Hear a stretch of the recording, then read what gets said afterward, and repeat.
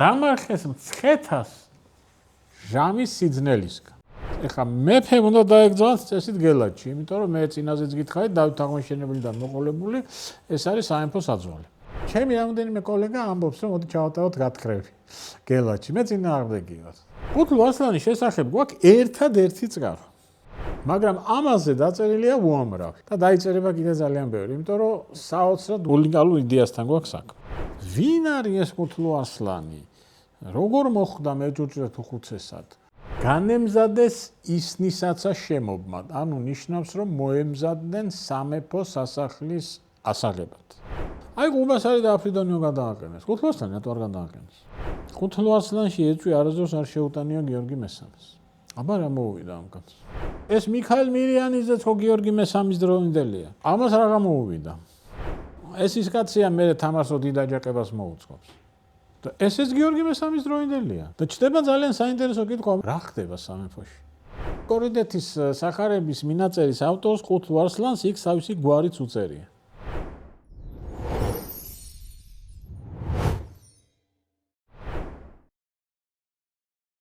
მოგესალმებით, მეგობრებო. დღესაც საინტერესო ამბავზე და საინტერესო პიროვნებაზე მინდა გესაუბროთ. ყველას გაგვიგია ეს კაცი, კუთლუ ასლანი. სახელიც ისეთი უცნაური და უნიკალური აქვს. და მისი ისტორიაც ძალიან საინტერესოა.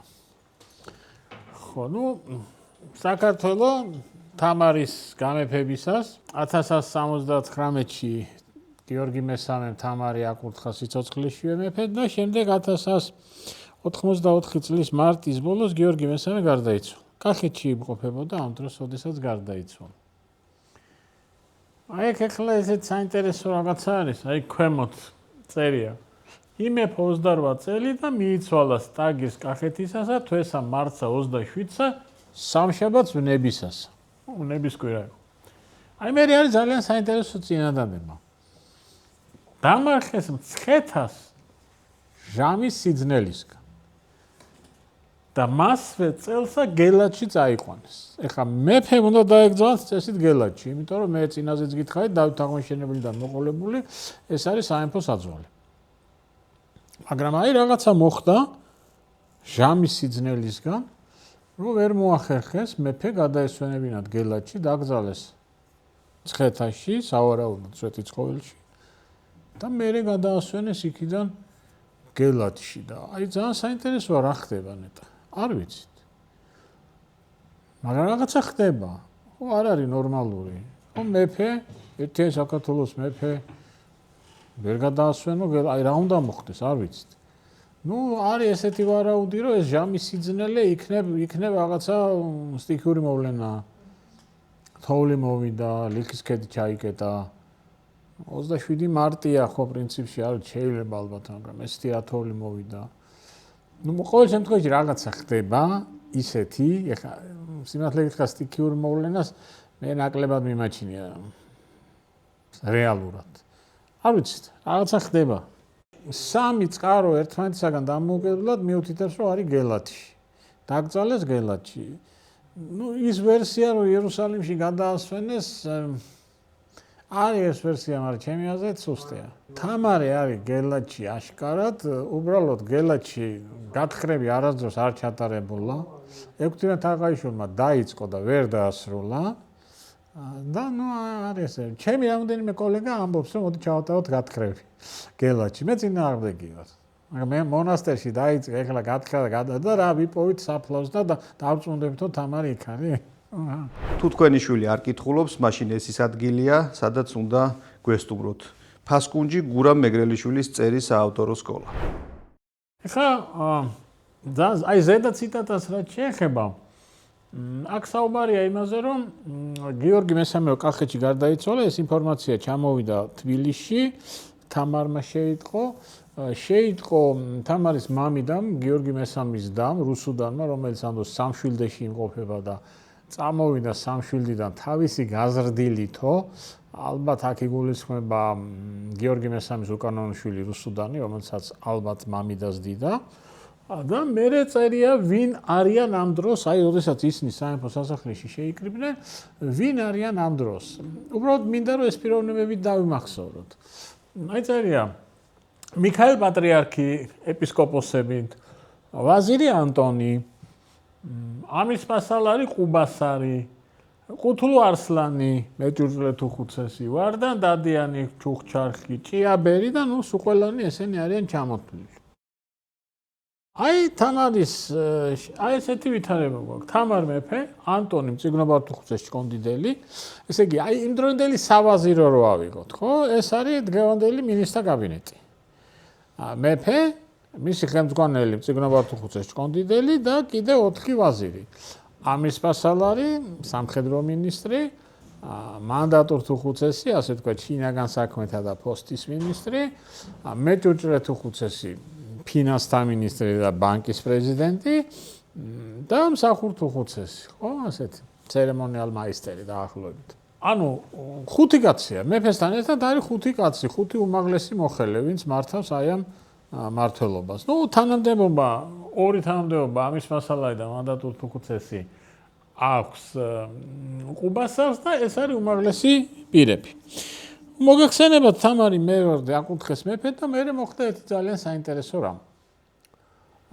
ფეოდალთა ნაწილმა მოითხოვა ეგრეთ წოდებული უგვაროების გადაყენება. აი წერია, აღარ ვეგებით ხელისუფალთა და გამგებულთა საქმისათა ქვეშემყოფნი, ვინაიდან მათგან გაძარცვილნი და უნატოდ გაძევებული ვართ გვარიანი და დამსახურებული სახლები. საუბარი არის კონკრეტულად 2 პიროვნებაზე, რომელიც გადააყენეს. ეს არის ყუბასარი და ეს არის აფრიდონი. მათი მთავარი, ასე ვთქვათ, დანაშაული ბრძოლებში იყო ის, რომ არ იყვნენ დიდი საგვარეულოების წარმომადგენლები, ხო? როგორებიც იყვნენ, თქვათ, ეს ვარდანის ძეები, ვიცი, ამანელის ძეები, შარვაშიძეები, დადიანები, ჯაყელები, სურამელები, ნუ არ არიან ესეთი დიდი საგვარეულოს წარმომადგენლები. ორივე დაწინაურდა გიორგი მესამის დროს. უბრალოდ დემნა უფლისწულის აჯანყების ჩახშობის შემდგომ, როდესაც გიორგი მესამემ სერიოზული, როგორც ჩანს, დღევანდელი ტერმინოლოგია რო გითხრათ, სერიოზული წმენდა ჩაატარა და აწინაურა ხალხი. ხა ბუნებრივია გიორგი მესამე ძალიან კაცი მეფე იყო, იმასთან ერთად თუ კარგი მეფე იყო, ბუნებრივია დემნა უფლისწულის აჯანყების მერე თან იმის გათვალისწინებით, რომ უკვე მემკვიდრე ვაჟი არ აყავს, ამდენი წელია და ერთადერთი მემკვიდრე ქალი ყავს, ბუნებრივია სამეფო კარზე არ დატოვებდა არავის, ვიშიც ოდნავ მაინც ეჭვებარებოდა. და ყველა ვინც დააწინაურა, იმიტომ რომ არიან მისი ერთგულები, ერთი და მეორე რომ შეერა ამ ხალხის. და აი მათ შორის არიან ყუბასარი და აფრიდონი. ნუ ყუბასარზე გავრცელებულია მოსაზრება, რომ ნაკიფჩაღარია. თავის დროზე ივანე ჯავახიშვილმა ივარაუდა, რომ ნაკიფჩაღარია, თუმცა ესე პირდაპირ ეს წყაროებით არ ჩანს, რომ ნაკიფჩაღარია. ყუბასარს ჩამოართვეს თანამდებობა, მაგრამ ქონება დაუტოვეს. აი და შეიძლება მეორე პიროვნებას აფრიდონს, არ ვიცი, ეს არის უნიკალური შემთხვევა ერთიან საქართველოს ისტორიაში. კაცი იყო ძალიან დაბალი სოციალური წარმომავლობის. იყო აზნაურის ხმა, ასე წერია, აზნაურის ხმა. ეხლა აზნაურის ხმა არ ნიშნავს, რომ ამდენ მაინც გლეხია და მიწას ამუშავებს, მაგრამ დამეთანხმები ძალიან დაბალი სოციალური ფენაა. იქიდან ეს კაცი დაწინაურდა და არის მსახურ თუხუცესი, თმოგვის ციხის პატრონი და კიდე სხვადასხვა ციხეების პატრონი. გადააყენეს და აი თუ ყუბასარს ქონება დაუტოვეს, ამას ყველაფერი ჩამოართვეს. გაანადგურეს, აბსოლუტურად. თანამდებობაც წაართვეს, ქონებაც წაართვეს, ყველაფერი წაართვეს. მე სულ მაინტერესებს ხოლმე, რომ აი ნეტა რა ტიპის პიროვნება იყო, ანუ რა განათლება ჰქონდა, რა ენერგია ჰქონდა, რა ნიჭი ჰქონდა ესეთი, რომ გიორგი მესამემ აი ესე დააწინაურა. და კიდე ის მაინტერესებს, სად იპოვა გიორგი მესამე. აი სად შენიშნა. და როგორ მიხვდა, რომ ეს ის კაცია რა? ანუ ამან ალბათ რაღაცა პატარა კარიერა თავისით გაიკეთა, რაღაც ზღვარზე მივიდა და იმის იქით რა თქმა უნდა ვერ წავიდოდა მისი წარმომავლობის კაცი, მაგრამ აი იქ სადღაც გიორგი მესამემ შენიშნა ეს კაცი. აი ძალიან საინტერესოა რა, ამ კაცზე არაფერი არ ვიცით, მაგრამ უნიკალური ბიოგრაფია ჰქონდა რა. აი როგორ მოახერხა ეს ყველაფერი, აი გასაოცარია. ანუ რა ვითარება მივიგეთ. ესენი გადააყენეს და იქ დაიწყო პატარა დაპირისპირება. გასაგებია, თანამდებობა ხა ყველას უნდა, სურველი ბევრი არის და იქ ესე წერია ისტორიკოსი ესე წერს, რომ დაიწყეს ურთიერთზიდვა თანამდებობის გამო. ურთიერთზიდვა ამ შემთხვევაში ნიშნავს, რომ ერთმანეთთან პატარა დაპირისპირება დაიწყო. ანუ ესეთი ვითარება გვაქვს. მეფე ამ წეგნობას თუ ხუს ჭკონდიდელი და ერთადერთი ვაზირია დარჩენილი. ეს სამი ადგილი ვაკანტურია. ანუ ამ უგვაროების გადაყენების მერე რაღაც მომენტში სამეფოში არის სამი კაცი, ვინც არის ყველაზე მაგარი თანამდებობის მქონე. მეფე, წეგნობა თუ ხუცესი ანტონი და ყუთლო არსლანი. ეხლა თუ გამოვრიცხავთ მეფეს, იმიტომ რომ მეფეა. გამოვრიცხავთ წეგნობა თუ ხუცეში ჭკონდიდელს, იმიტომ რომ ეს სასულიერო პირია. საერო პირი ვერ გახდება, ანუ ფეოდალებიდან ერთადერთი კაცი, რომელსაც თანამდებობა აქვს, არის ყუთლო არსლანი. ამას იმიტომ გეუბნებით, რომ წარმოვიდგინოთ, ეხლა ეს რა პოზიციაშია, როცა იწყებს აი ამ თავის იდეას. ყუთლო არსლანის შესახებ გვაქვს ერთადერთი წყარო. და ისიც არის დაახლოებით 1 გვერდი. აი სულ ეს არის. აი რასაც აკეთებთ, ეს არის მთელი ინფორმაცია, რაც გვაქვს ყუთლო არსლანს. მეტი არც თაფე არ მაქვს. მაგრამ ამაზე დაწერილია უამრავი. ძალიან ბევრი. და დაიწერება კიდე ძალიან ბევრი, იმიტომ რომ საოცრად უნიკალურ იდეასთან გვაქვს საქმე. ეხლა მოდით საკუთრ ნახეთ რა ხდება. უცხო მოსაგონებელი ყუთლო არსლან, ანუ ყუთლო არსლანმა მოიგონა რაღაცა უცხო წესი. მერე არის თვითონ ყუთლო არსლანის დახასიათება. ცხოვარმან ჯორის სახეთ ორ ბუნების მყოფელმან, ანუ ჯორის მსგავსად ორი ბუნების მქონემო. ვითაცა მისცემს ბიჭთა გონების მზაკვრებად. ანუ ბიჭებს რო გონება აერევათო, აი ესე აერია. ანუ ყუთლო არსლანი ჯორივით ორ ბუნება, ბიჭივით გონება აერია და მოიგონა უცხო წესი. წერია წესი რამე სპარსთა. ანუ ისტორიკოსი წერს, რომ რაღაცა სპარსული წესი მოიგონა. ითხოვა კარავი. დადგმად ველსა ისნისას. სანახებასა საღუდებლისას და თქვა კარავი ამ შემთხვევაში გულისხმობა, რომ რაღაცა დაწესებულებაა. შენობა. დასხდომილნი შიგ, გამგებელნი მიცემისა და მოღებისა, ანუ თანამდებობაზე დანიშვნის და გადაყენების, წყალობის და შერისხვის, დაწინაურების, დასაჩუქრების და თქვა დასჯის და დამცრობის. ვკადრებთ და ვაცნობებთ თამარს. მეფესა და დედოფალსა, მაშინ სრულ იქნება განგებულება ჩვენი. ანუ ეს არის რასაც ითხოვს.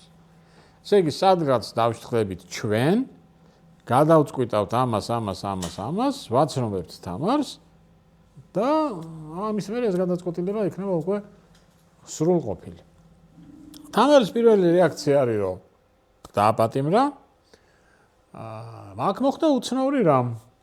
როგორც კი ყუთლო არსლანის დაპატიმრების შესახებ გაიგეს, ცნეს ლაშქართა და თანაშეფიცულთა, ესე იგი ლაშქარი ჯარი, გაიგო ჯარმა და ყუთლო არსლანის თანაშეფიცულებმა, ანუ მისმა თანამძრახველებმა.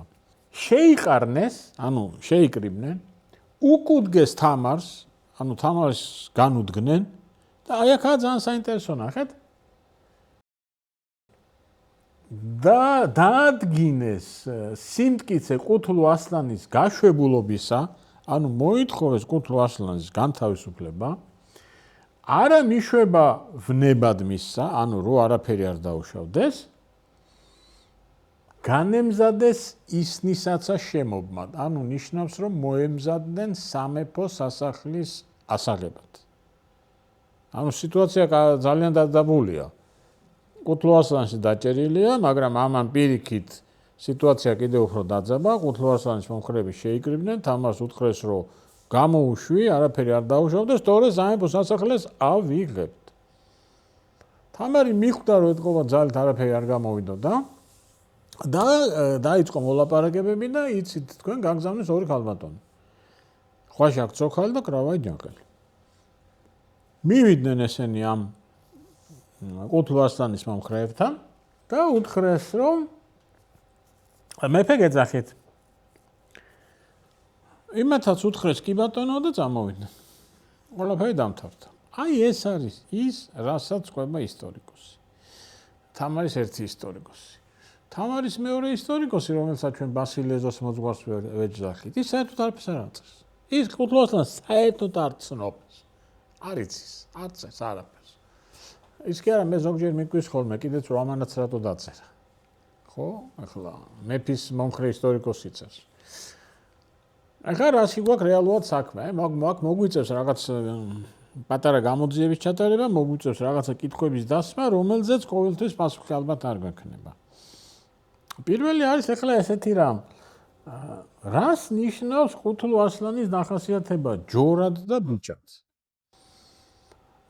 ესეთი ახსნა არის, რომ ორ ბუნება იგულისხმება ის, რომ თითქოს ერთგული იყო მეფის, თავსაჩვენებდა ერთგულად და მერე აღმოჩნდა, რომ პირიქით მეფის მოწინააღმდეგეა. რაც შეეხება ბიჭს, ბიჭი არ უბრალოდ შეურაცხყოფა. ბიჭი ნიშნავს უკანონო შვილს და უბრალოდ ისტორიკოსი ასე აგდებულად მოიხსენიებს ამ კაცს. ეს იყო ივან ჯავახიშვილის მოსაზრება. და ახლა ივან ჯავახიშვილი აკეთებს ესეთ დასკვნას, რომ ვინ არის ეს ყუთლუ არსლანი? როგორ მოხვდა მეჯურჭრეთ უხუცესად? თუ თქვენი შვილი არ კითხულობს, მაშინ ეს ის ადგილია, სადაც უნდა გვესტუმროთ. ფასკუნჯი გურამ მეგრელიშვილის წერის საავტორო სკოლა. სახელიც უცნაური აქვს, არა? არსლან ნიშნავს ლომს, ყუთლუ მამაცი, მამაცი ლომი ქვია. და ივან ჯავახიშვილმა გააკეთა ესეთი დასკვნა, რომ ეს კაცი სავარაუდოდ არის ვაჭართა წრის წარმომადგენელი. ქალაქის მოსახლეობის წარმომადგენელია, ქალაქის ზედაფენა არის მდიდარი ვაჭრები და ყუთლუ არსლანი არის ერთ-ერთი მდიდარი ვაჭარი. ამაზე მიუთითებს მისი სახელი, მიუთითებს ისტორიკოსის ესეთი აგდებული დამოკიდებულება, იმიტომ რომ ფეოდალს ასე არ მოიხსენიებს ივან ჯავახიშვილი წერს. და როდესაც ყუთლუ არსლანი ამბობს, რომ ჩვენ დავსხდებით, ის ხო არ ასახელებს ვინ დასხდებიან, ის ამბობს, რომ ჩვენ. ამ ჩვენში გულისხმობს ანუ თავის თავს და იმ სოციალურ ფენას, რომლის წარმომადგენელიც ის არის. და თუ კი ყუთლუ არსლანი არის ქალაქის ვაჭართა ფენის წარმომადგენელი, ანუ იმ ფენის, საიდანაც მერე გაჩნდება მესამე წოდება, გამოდის, რომ ჩვენში გულისხმობს ამას, არა? ანუ რომ მოქალაქეები, მდიდარი მოქალაქეები ითხოვენ სახელმწიფოს მართვაში მონაწილეობის მიღებას, რომ მარტო ფეოდალებმა კი არ მართონ ეს ქვეყანა და მეფემ კი არ მართოს, არამედ ჩვენც. მოგვეძეთ უფლება მართოთ ეს. და მაშინ რა გამოდის? ანუ რას ითხოვს ეს კაცი? და ივან ჯავახიშვილმა გააკეთა ესეთი დასკვნა, რომ ის ითხოვს გარკვეული სახის საკანონმდებლო ორგანოს. აქ ხო წერს ეს, რომ ჩვენ გადავწყვეტ, ვინ დავნიშნოთ, ვინ მოხსნათ, რა ბრძანება გამოვცეთ. აბა მეტი რა არის საკანონმდებლო ორგანო? ანუ ეს იქნება საკანონმდებლო ორგანო, მეფეს დარჩება რა აღმასრულებელი ხელისუფლება, ანუ საქმე გვაქვს რასთან? ის, რასაც თქვათ ინგლისში ქვია პარლამენტი, საფრანგეთში ქვია გენერალური შტატები, ესპანეთში ქვია კორტესები. პირველი პარლამენტი ინგლისში შეიკრიბა 1265 წელს, როდესაც სიმონ დე მონფორომ შეკრიბა პარლამენტი. ჩვენთან ეს არის დაახლოებით 1085 წელი. ანუ სადღაც 80 წლით ადრე და ეს არის ის ძალიან ცნობილი მოსაზრება, რომ ჩვენთან ცოტა უფრო ადრე გაჩნდა ეს მოსაზრება, რომ რაღაცა საკანონმდებლო ორგანო შევქმნათ. ეხლა ხომ და შევაფასოთ არა ამ კაცის მოთხოვნა, ეს კარგი იყო, ცუდი იყო, დადებითი მოვლენა იყო თუ რა იყო და ივან ჯავახიშვილის დასკვნა არის, ეს დადებითი მოვლენა. რა თქმა უნდა, კაცი ითხოვს აერხელა რაღაცას. ოღონდ აქ არის რამოდენიმე კითხვა, რომელზეც ივანე ჯავახიშვილის მოსაზრებას თუ გავიზიარებთ, პასუხის გაცემა გაგვიჭირდება. და ეს კითხვები შემდეგ დასვა ნიკო ბერძენიშვილმა. მაგალითად ესეთი კითხვა. როდესაც ყუთლუ ხო, აქ კიდე საინტერესო რა არის, რომ ყუთლუ არსლანსო, გარდა იმისა, რომ კარავის შექმნას ითხოვდა, თავის თავს წარმოიდგენდაო ამირ სპასალარად. ანუ ეს კაცი ერთია რომ ითხოვს აი ამ რაღაც კარავს და მეორეა რომ თავისთვისაც ითხოვს ამირ სპასალარობას. ნიკო ბერძენიშვილმა გააკეთა ესეთ კითხვა დასვა.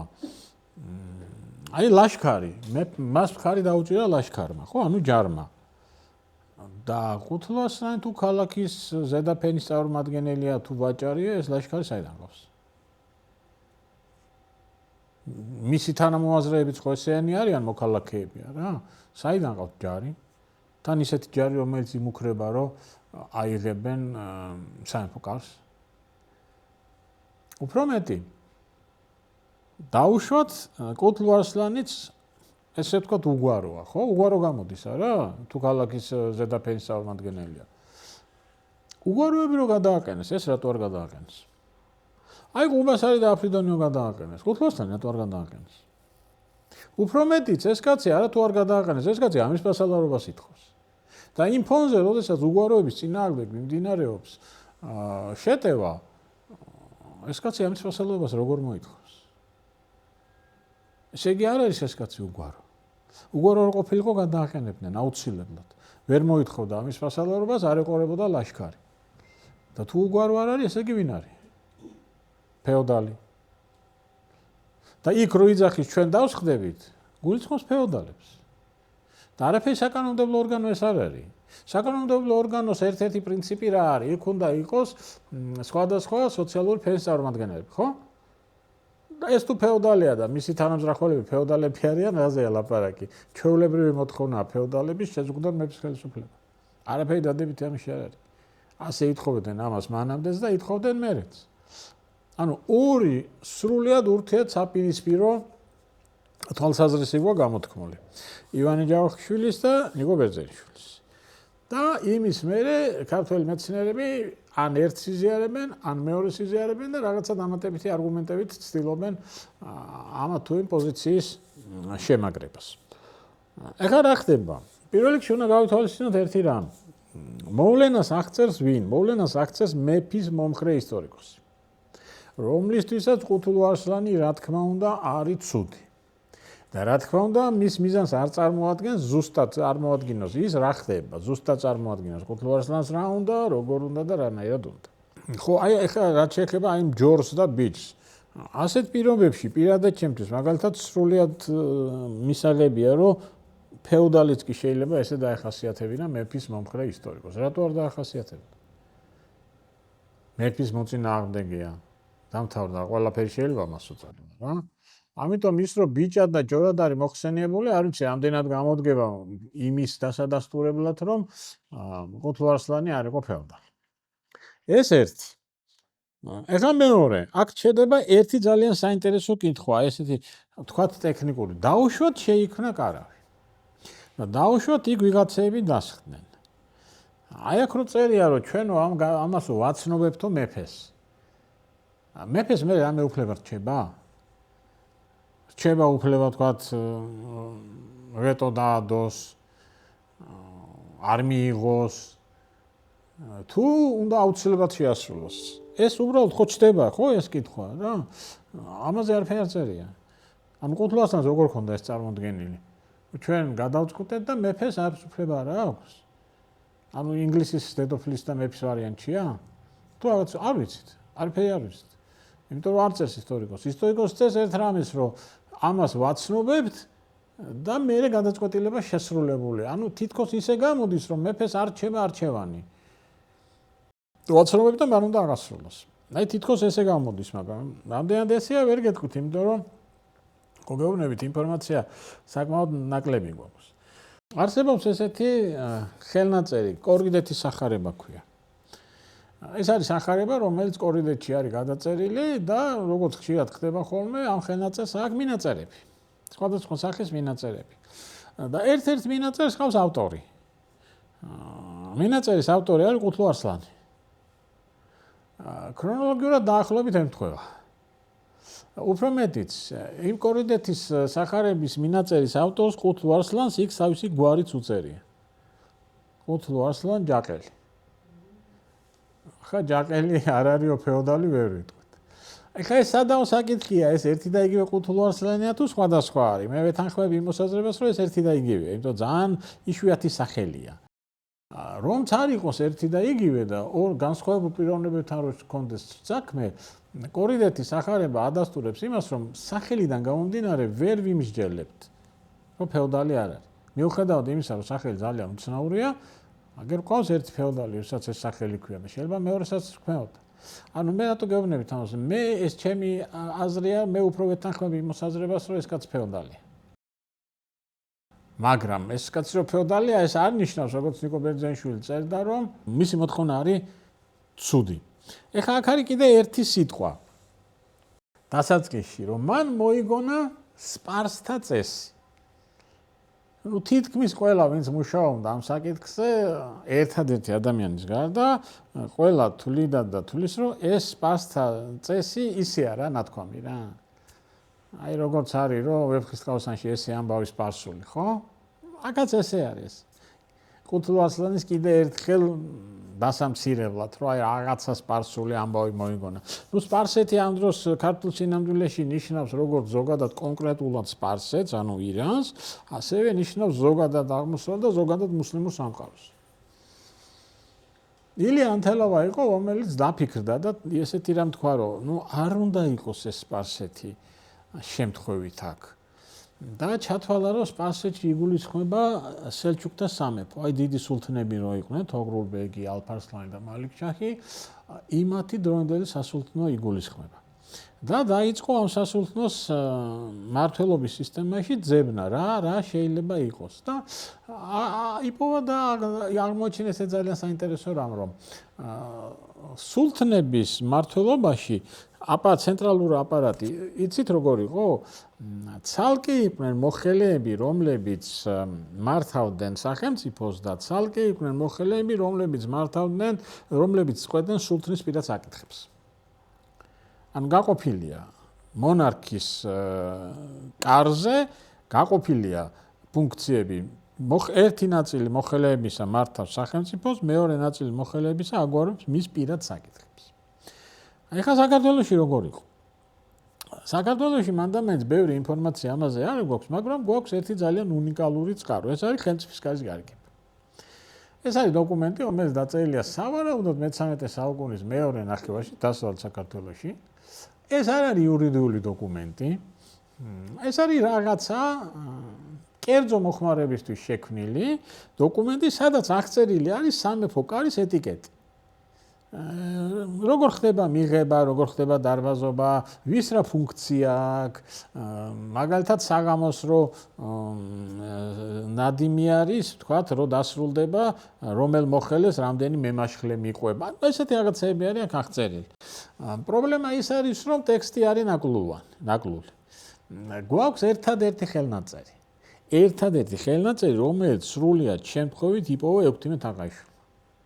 მისი პოვნა კიდე ცალკე ისტორია. ექვთიმე თაყაიშვილი იმყოფებოდა ერთ-ერთ ოჯახში სტუმრად, როდესაც დაინახა დია სახლისი, როგორ ყრის რაღაც ძველ ნივთებს.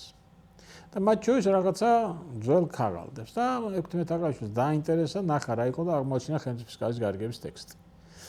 იქ რო არ ყოფილიყო იმ მომენტში, ჩვენ ხელმწიფის კარის გარიგება არ გვექნებოდა. ეს არის უნიკალური დოკუმენტი. მე-12-მე-13 საუკუნეების საქართველოს სახელმწიფო წყობილების შესახებ. და იქ არის ორი ძალიან ჩვენთვის საინტერესო ინფორმაცია. იქ წერია, რომ მანდატურ თუხუცესი, რომელიც არის სახელმწიფო მოხელე, ამასთან ერთად ზრუნავს, გაგიკვირდებათ ახლა რაზე? მეფის ზურებზე. სად მანდატურ თუხუცესი და სად მეფის ზურები, მაგრამ ესე წერია. უფრო მეტიც იქ წერია, რომ მსახურ თუხუცესი ზრუნავს სამეფო ცხრის ფარებზე. და ილია ანთელავამ გააკეთა ესეთი დასკვნა, რომ ნახეთ რა ხდება საქართველოს სამეფო კარზე. ერთი და იგივე მოხელე ასრულებს როგორც სახელმწიფო ფუნქციას, მანდატურ თუხუცესია, ასევე ასრულებს მეფის კერძო ფუნქციას, მეფის ზურებს პატრონობს. აი სპარსული წესი რა არის. როგორც სელჩუკებში გაყოფილია, აქაც უნდა გაიყოს მანდატურ თუხუცესმა გააკეთოს სახელმწიფო საქმე და მეფის ზურებს ვიღაცა სხვა მიხედოს. აი ეს მოითხოვა კუთლუ ასლანი. ეს იყო ილია ანთელავას მოსაზრება. საინტერესო მოსაზრებაა, არ ვიცი. ყოველ შემთხვევაში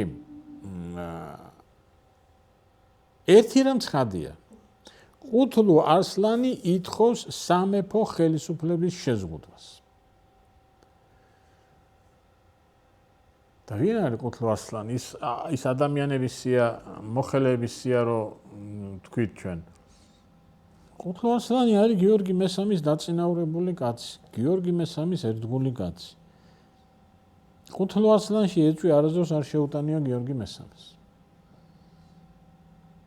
აბა რა მოუვიდა ამ კაცს? რატო გამოდის სამეფო ხელისუფლების შეზღუდვის მოთხოვნით? ახლა აქ ცოტა კიდე რო გავშალოთ სიტუაცია. მაგერ მოხსენებული არის კათოლიკოს პატრიარქი მიქაელ მირიანის ძე. რომელიც კათოლიკოს პატრიარქი გახდა მას მერე რაც ნიკოლოზ გულაბერიძე გადადგა და იერუსალიმის ჯვრის მონასტერში წავიდა. იქ ისტორიკოსი წერს, რომ თავდაბლობის გამო გადადგა პატრიარქობიდან და წავიდა იერუსალიმის ჯვრის მონასტერში. თამარის მეფობის პირველ წელსვე მიქაელ მირიანის ძე გახდა მწიგნობარ თუხუცეს ჭყონდიდელი. იქ უცნაური სიტყვა წერია. მოივერაგა ეს თანამდებობა. დღემდე ისტორიკოსები ცდილობთ ახსნათ, რას ნიშნავს სიტყვა მოივერაგა. დადებითი ეპითეტი რო არა და დადებითი კონტექსტი რო არა დამეთანხმებით, ხო? აი რას ნიშნავს მოივერაგა? თამარს არ უნდოდა და იძულებული გახდა მიეცა? არის ვერსია, რომ თამარს არ უნდოდა, მაგრამ აი თამარის მამი და რუსუდანი, რომელიც თამარის მეფობის პირველ პერიოდში ძალიან აქტიურად მონაწილეობს და სხვა შორის გიორგი მესამის დროსაც ძალიან აქტიური არის რუსუდანი, აი იქნებ ეს რუსუდანის ინიციატივა იყო. ან იქნებ მიქაელ მირიანიძემ თვითონ მიიტაცა. ეს თვითონ მიიტაცას მე ვერ ხვდები რას ნიშნავს. ერთვენია დღეს გამოვიდა და თქვა, რომ მე ვარ მწიგნობარ თუხუცეს ჭყონდიდელი და ანტონი მწიგნობარ თუხუცეს ჭყონდიდელი რა ქნა გააგდო? არ ვიცი, მაგრამ რაღაცა მოხდა ესე იგი, ხო? რომ ისტორიკოსი მიქაელ მირიანის ძეზე წერს, რომ მოივერაგა. გარდა ამისა ეს კაცი არის ჭყონდიდის ეპისკოპოსი ხო არის? ამავე დროს არის სამთავისის ეპისკოპოსი და ამავე დროს არის აწყურის ეპისკოპოსი. ესე იგი წარმოვიდგინოთ ფიგურა პოლიტიკური. კათოლიკოს პატრიარქი, ჭყონდიდის სამთავისის აწყურის ეპისკოპოსი, მწიგნობარ თუხუცესი და როგორც მწიგნობარ თუხუცესი სააჯო კარის, ანუ უზენაესი სასამართლოს ხელმძღვანელი. მეფე არაფერი არ არის ამასთან შედარებით. უზარმაზარი გავლენის მქონე კაცია მიქაელ მირიანის ძე. და რა ხდება? იწვევენ საეკლესიო კრებას. საეკლესიო კრებას, რომელზე დასასრებადად საგანგებოდ იერუსალიმიდან გამოიხმეს ნიკოლოზ გულაბერიძე, იმიტომ რომ ავტორიტეტი ჭირდებათ.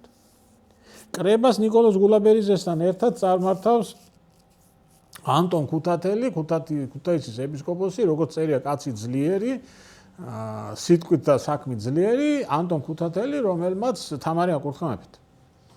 აი ეს ორი კაცი წარმართავს კრებას. ისტორიკოსი ყვება ეხლა, რომ აი კრება წარმართეს, იქ საეკლესიო წესები გაასწორეს, ვიღაცები გადააყენეს, ვიღაცები არ გადააყენეს, ვერ გადააყენეს და წერს ძალიან საინტერესო ფრაზას, რომ კრების მონაწილეებმა არ ისურვეს, რომ მათთან ერთად კრებაზე ყოფილიყო კათოლიკოს პატრიარქი. საეკლესიო კრება წარდება, კათოლიკოს პატრიარქს კრებაზე არ უშვებენ, არ უნდათ რომ იყოთ. და მერე წერია ძალიან საინტერესო ფრაზა. ვერ გადააყენეს, თუმცა ბევრი იღვაწეს. და ვიგებთ რატომ მოიწვიეს საეკლესიო კრება. საეკლესიო კრება მოიწვიეს, იმიტომ რომ მიქაელ მირიანიძე გადაეყენებინათ. ვერ გადააყენეს. რატო ვერ გადააყენეს? იმიტომ რომ ბევრი მომხრეები ყავდა. იმიტომ რომ როგორც ჩანს ის ბრალდებები, რომლის მის წინაშე იყო, არ იყო რეალური. თუმცა მერე ისტორიკოსი კიდე ერთ ძალიან ცუდ ეპითეტს წერს, ასე ვთქვათ, მიქაელ მირიანის ძეზე. ვერ გადააყენესო, მაგრამ ღმერთმა გადააყენა მერეო. ანუ გარდაიცვალა. სანამ არ გარდაიცვალა, ვერ გადააყენეს. ეხლა ჩდება კიდე ერთი კითხვა, კაცო, ეს მიქაელ მირიანის ძეც ხო გიორგი მესამის დროინდელია. ამას რა გამოუვიდა? ამას რაღაცზე აქვს კონფლიქტი თამარ მეფესთან. ეხლა ცოტა გაუსწრებ მოვლენებს ამაზე შემდეგ შეხვედრაზე ვისაუბრებთ, მაგრამ ეხლავე აქ ვახსენებთ ამ პიროვნებას, ვარდან დადიანს. ეს ის კაცია, მე თამარსო დიდ აჯანყებას მოუწყობს. და ესეც გიორგი მესამის დროინდელია. და ჩდება ძალიან საინტერესო კითხვა, რომელსაც პასუხი არ გვაქვს. რა ხდება სამეფოში? მიქაელ მირიანიძე, ყუთლუ არსლანი, ვარდან დადიანი, ეს ხალხი, ვინც ბოლო წლები არიან გიორგი მესამესთან. მე იმიტომ დავიწყე საუბარი, რომ გიორგი მესამე დემნო უფლისწულის აჯანყების შემდეგ ნაკლებს ავარაუდოა, რომ სამეფო კარზე გააჩერებდა ისეთ ხალხს, ვისშიც ეჭვი ეპარება. ხო? დაეყნობოდა მხოლოდ მათ, ვინც მისი ერთგულები არიან. აბა რა მოვიდა ამ ხალხს? რატო გამოდიან თამარის წინააღმდეგ? ერთი რო იყოს კი ბატონო, მაგრამ ერთი, მეორე, მესამე რაშია საქმე, რა ხდება? არ ვიცით. მაგრამ რაღაც არა ნორმალური ვითარება რო არის ქვეყანაში, ხო ეს გასაგებია რა. აი ამ ფონზე არის გასახილველი ყუთლუ ასლანის ეს მოთხოვნა. ყუთლუ ასლანი, რომელიც ითხოვს სამეფო კარზე, სამეფო ხელისუფლების შეზღუდვას. ეხლა სრულიად ბუნებრივია, რომ სამეფო კარი ამას ეწინააღმდეგება. ბუნებრივია ხა, ხო? ნებისმიერ ქვეყანაში, ოდესაც ითხოვენ სამეფო ხელისუფლების შეზღუდვას, მონარქების 99% ამას ეწინააღმდეგება. მაგრამ საინტერესო რა არის, ყუთლუ ასლანს სერიოზული მომხრეები ყავს.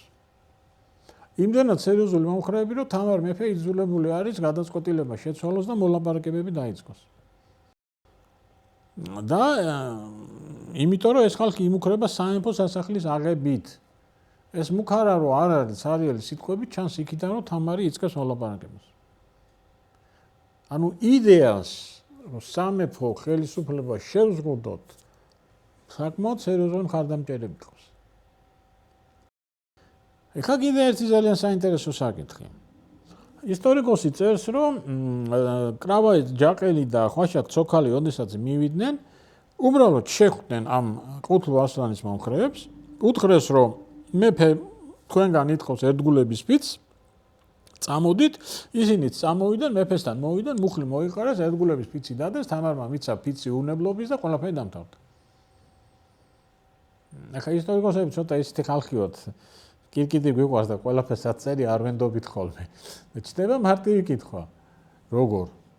ხალხი ითხოვს კარვის დაარსებას, ხალხი ითხოვს ყუთლუ ასლანის განთავისუფლებას, იმუქრებიან და მიდიან და ყოველგვარი დათმობის გარეშე თმობენ თავის პოზიციებს. სულ მაინტერესებს ხოლმე ამ ორმა მანდილოსერმა რა უთხრა ასეთი ამ კაცებს. როგორ მოახერხა ეს? კი გასაგებია გველსაქროელით ამოიყვანს ენათკბილად მოუბარი, მაგრამ აქ მარტო ეს ხო არ უშველდა. ეხლა კრავაი ჯაყელი და ხვაშაკ ცოქალი არ არიან თამარის ასაკის. ჩანს იქიდან რომ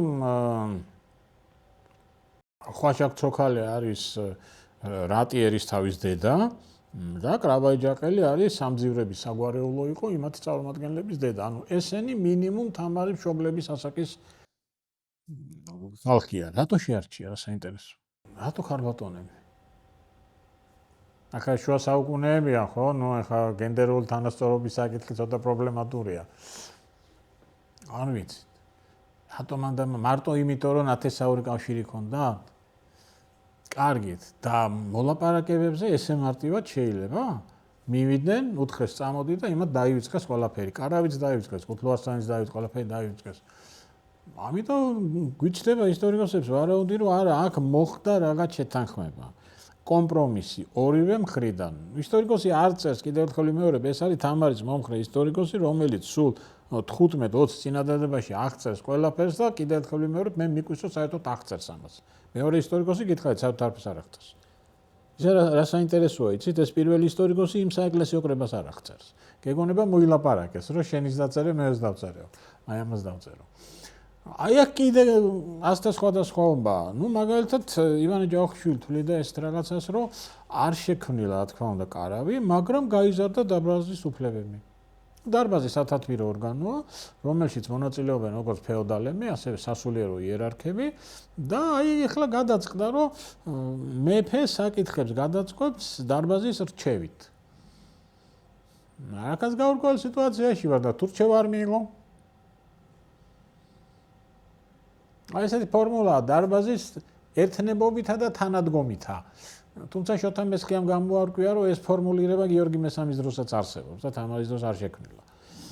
ანუ გაურკვეველია, ან ივანე ჯავახიშვილი მეორე რაღაცას წერდა კიდევ, დარბაზის წევრები ფეოდალებთან და სასულიერო იერარქებთან ერთად გახდნენ ყუთლუ ასლანის თანამოაზრეები, ანუ იგივე სოციალური ფენის წარმომადგენლები, ანუ მდიდარი მოქალაქეები. მაგრამ თუ არ არის ეს კაცი მდიდარი მოქალაქე? იცით როგორ არის საქმე? თუ ჩვენ გავყვებით ივანე ჯავახიშვილის მოსაზრებას, მაშინ სულ სხვა მიმართულებით წავალ და აბსოლუტურად სხვა დასკვნებს გავაკეთებ და სხვა შეფასებას მივიღებთ. თუ არ გავყვებით და თქვათ ნიკო ბერძენიშვილის მოსაზრებას წავყვებით, მაშინ ვითარება სულ სხვანაირად წარმოგვიდგება და სულ სხვანაირად შეგვიძლია ეს ყველაფერი შევაფასოთ. საინტერესო რა არის, არ არის სადაო ეს, რომ ხდება არის მოთხოვნა, სერიოზული მოთხოვნა სამეფო ხელისუფლების შეზღუდვის. აი აქ ჩდება ახლა თავარი კითხვა. მხოლოდ შევაფასოთ არა ეს ყველაფერი. რატო ითხოვს ეს კაცი სამეფო ხელისუფლების შეზღუდვას? და რამდენად კარგი იქნებოდა ეს? კიდევ ერთხელ გავიმეორებ. გიორგი მესამე ძალიან კარგი მეფეა, მაგრამ არის ძალიან მკაცრი მეფე, ერთპიროვნული ცენტრალიზებული სახელმწიფო აქვს. ან ყუთლუ არსლანის, მიქაელ მირიანიძეც, ვარდან დადიანიც მინიმუმ 7 წელი მოღვაწეობენ მეფესთან, რომელიც არის ერთპიროვნული მართველი. არანაირი რა შეზღუდვა არ შეზღუდვა. მაშინ საიდან გავუშვათ ეს იდეა? ეს იდეა თავიდანვე ჰქონდათ და ესე კარგად მალავდნენ და გიორგი მესამეს გარდაცვალებას ელოდებოდნენ, რომ ერელ თამარის დროს გაეხმოვანებინათ. და თავისთავად წარმოიდგენთ, ესე იგი, ეს ნიშნავს კიდევ ერთ რამეს, რომ ქართული საზოგადოება განვითარების ძალიან მაღალ დონეზეა. ფიქრობენ ამაზე. სახელმწიფო მმართველობის სისტემის შეცვლაზე, მთლიანად მმართველობის შეცვლაზე ეს იდეა რო ჩდება, რომ მეფე ხო ღვთიბოძებულია, ხო მირონცხებულია რა. აი უკვე ის რო ჩდება იდეა, რომ არა, ეს შეიძლება ჩვენ შევზღუდოთ. ეს უკვე ძალიან საინტერესო არის, საიდან ჩდება და არა მარტო ჩდება, ამას აცხადებენ და ამას არა მარტო აცხადებენ, არამედ სერიოზული მომხრეების ყოთ. აი როგორ გინდათ ახლა შევაფასოთ? აქ ჩდება ყოველთვის ესეთი კითხვა. რა ყუთლუ არსლანი და მისი მეგობრები უფრო მეც გააკეთებდნენ, ვიდრე თამარმა გააკეთა? როდესაც ყუთლუ არსლანზე ვსაუბრობთ, ფონად გვაქვს თამარის დროინდელი საქართველო, ხო? ნიკოფსიიდან დავრობამდე შამქორი, მასიანი, ტრაპიზონში ლაშქრობა, ილანში რასქობა, ვეფხისტყაოსანი, ბექა და ბეშკენ ოპიზრები, ოქროს ხანა, მართლა ოქროს ხანა და ნუ მწვერვალი ჩვენი სიძლიერისა. და როცა კითხვას ეს ესვამ, რომ ყუთლუ არსლანი და მისი მეგობრები ამაზე მეც გააკეთებდნენ, ნუ რა თქმა უნდა პასუხი არის, რომ არა. თუ არა, ესე იგი მაშინ არ გირდა, ხო, ამ ყველაფერს გააკეთება. თუ თამარზე უკეთ ვერ გააკეთებ, მაშინ რა აზრი ქონდა ამ ყველაფერს. მაგრამ მოდით მოვლენებს შევხედოთ არა მხოლოდ თამარის მეფობით, არა დროის პატარა მონაკვეთში, არამედ შევხედოთ დროის ცოტა უფრო დიდ მონაკვეთში. და რა ხდება თამარის მერე? თამარის მერე კი გასაგებია მონღოლები მოდიან, მაგრამ მონღოლების გარეშეც სერიოზული პრობლემები გვაქვს. ანუ თამარის მერე ჩვენ შევდივართ კრიზისში. და იქნებ ყუთლუ არსლანისთვის რომ დაეჯერებინათ ეს კრიზისი როგორმე თავიდან აგვეცილებინა. სხვათა შორის ილია ანთელავას ჰქონდა ძალიან საინტერესო მოსაზრება, რომელსაც მე პირადად ვეთანხმები, რომ ყუთლუ არსლანის, მიქაელ მირიანიძეს, ვარდან დადიანის, აბულასანის, ესენი ყველანი ერთი ჯგუფის ხალხია. ესენი მიზანმიმართულად მოქმედებენ ერთად. ამაზე შემდეგზეც ვისაუბრებთ, რა და როგორ ხდება, როცა გიორგი რუსზე გადავალთ, იმიტომ ის ძალიან მნიშვნელოვანი მომენტია. ანუ ეს არის რაღაცა ერთი გუნდი, რომელიც გიორგი მესამის დროინდელია და თამარის მეფობის დასაწყისში მას რაღაცის ეშინია. და ხედავს, რომ რაღაცა ცვლილებები არის საჭირო სახელმწიფოს მმართველობაში. ის რა ზავით აღმაშენებელმა შექმნა, იმის მერე გავიდა 80 წელი. რაღაცა ცვლილებას საჭიროებს როგორც ჩვენ სახელმწიფო წყობილება. და ეს ხალხი ამას ხედავს. და მათ უნდათ აშკარად სახელმწიფოს გაძლიერება და სახელმწიფოზე ზრუნავენ. რა თქმა უნდა, იქ ალბათ პირადი ინტერესებიც არის, როგორც ყუთლუ არსლანს მაგალითად ამის პასალარობა უნდა, მაგრამ ამ ხელა რაღაცას მარტო პირადი ინტერესების გამო ხო არ დაიწყებენ, არა? აი, ანუ როგორც ჩანს, ეს ჩვეულებრივი ამბავია, სახელმწიფო რაღაც დონეზე ვითარდება და მე იწყება რაღაცა, შეიძლება დაიწყოს კრიზისის პერიოდი. ბუნებრივია, ხა ბევრ სახელმწიფოს გაუვლია ეს აღმოსვლა და მე დაბლა მოდიხარ. აი, როგორც ჩანს, რაღაცა ეს მომენტია. ესენი ამას გძნობენ. ეს ერთი, მეორე ეშინიათ, რომ ხალია ტახტზე.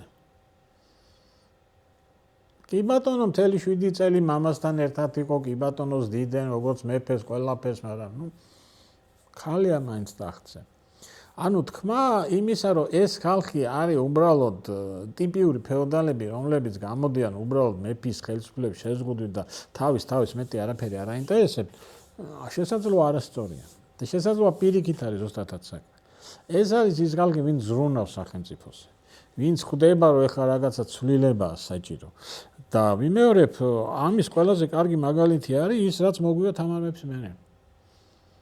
ის რაც ხდება ლაშა გიორგის დროს, რაც ხდება რუსუდანის დროს, მონღოლებმა თავისი გააკეთეს, რა თქმა უნდა, მაგრამ მონღოლების გარეშეც უკვე იქ საკმაოდ სერიოზული რაღაცები ნიშნები ჩანდა.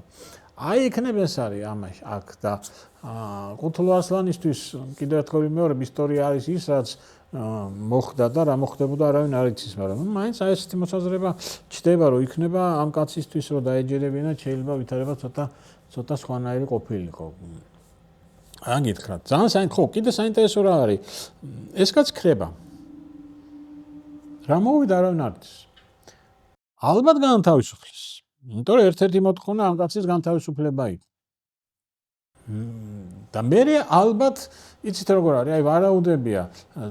თამარ მეფემ ეს განთავისუფლა, ოღონდ პირობა იყო რომ კუთლუარსლანი წავა პოლიტიკიდან. და როგორც ჩანს ეს კაცი წავიდა. მაგრამ მისი გუნდი დარჩა. მე მისი გუნდი კიდე საინტერესო რაღაცებს გააკეთებს. იმიტომ რომ მართლა ძნელი წარმოსადგენია რომ აი ეს ყველაფერი ას თამარ მეფის მეფობის პირველ 7 წელიწადში ხდება და აი შემდეგ საუბარში შემდეგ შეხვედრაზე ამას დავასრულებთ. არის შემთხვევითი და სტიქიური. იგივე ეს მიქაელ პატრიარქი, კუთლუარსლანი, მე გიორგი რუსის საკითხი. ეს როგორც ჩანს არის რაღაცა ერთი საინტერესო ჯგუფი, რომელსაც აქვს პოლიტიკური მიზანი და მეთოდურად მოქმედებს ამ მიზნის მისაღწევად. სხვადასხვა ეტაპზე მოქმედების სხვადასხვა სტრატეგიას ირჩევს. ყოველ შემთხვევაში კიდევ ერთხელ ვიმეორებ, კუთლუარსლანის სახით ჩვენ საქმე გვაქვს ძალიან საინტერესო მოვლენასთან. შუა საუკუნეების საქართველოში უნიკალურ მოვლენასთან. რომელიც სამწუხაროდ ერთადერთი წყაროთია ცნობილი, ეს ერთადერთი წყარო არის თამარ მეფის ისტორიკოსი, რომელიც რა თქმა უნდა არ არის ობიექტური. რა თქმა უნდა არის სუბიექტური, ცდილობს კუთლუარსლანის დაკნინებას, სრულად ბუნებრივია. აქედან გამომდინარე, ჩვენ ესეთ მახინჯ სარკეში ვხედავთ იმას, რაც ყველაფერს მაშინ ხდებოდა. აი რაც მინდოდა მეთქვა, იმიტომ კიდევ ერთხელ ვიმეორებ, ესაა ძალიან საინტერესო საკითხი, სადაც კითხვები უფრო მეტი გვაქვს, ვიდრე პასუხები. და ძალიან დიდი ველი რჩება ვარაუდებისთვის და ამიტომ არის რომ აი ამ ერთ გვერდზე ამდენი სამეცნიერო სტატია მოხსენება და რაღაც არის დაწერილი და გაკეთებული და კიდევ უფრო მეტი დაიწერება და კიდევ უფრო მეტი გაკეთება. იმიტომ ძალიან საინტერესო მომენტია, ძალიან საინტერესო. და კიდევ ერთხელ ვიმეორებ, თავარი არის ის რომ აი ეს იდეა როგორ გაჩნდა ამ საზოგადოებაში. ხო, ეს ხო ის საზოგადოებაა, რომელიც მე ვერთხელ გავსვანს დაწერს, რა? ანუ რაღაცა ხდება აი ამ პერიოდში, რაღაცა როგორ გითხრათ, გარდატეხის პერიოდია საზოგადოებისათვის და მონღოლები რო არ მოსულიყვნენ, ალბათ კიდე რაღაცა უფრო სხვა საფეხურზე ავიდოდა. უბრალოდ მონღოლების მოსვლამ ეს ყველაფერი გააჩერა და მე საერთოდ მოიხსნა ყოველგვარი ესეთ საკითხები, უბრალოდ ფიზიკური გადარჩენის საკითხი დარჩა. აი ეს იყო რაც მინდოდა მეთქვა, ცოტა არეულად ვილაპარაკე, იმიტომ რომ ვითარებაც ესეთი არეულია და პერიოდი ცოტა ესეთი დაულაგებელია. თუ გიყვარს წერა, თუ გაქვს სათქმელი სამყაროსთვის და თუ გინდა რომ დაწერო წიგნი, მაშინ გვესტუმრე, აქ გვაქვს კურსები როგორც ზრდასრულებისთვის, ასევე მოზარდებისთვის, აქ გასწავლით წერას და გამოცემთ თქვენ საკუთარ წიგნს.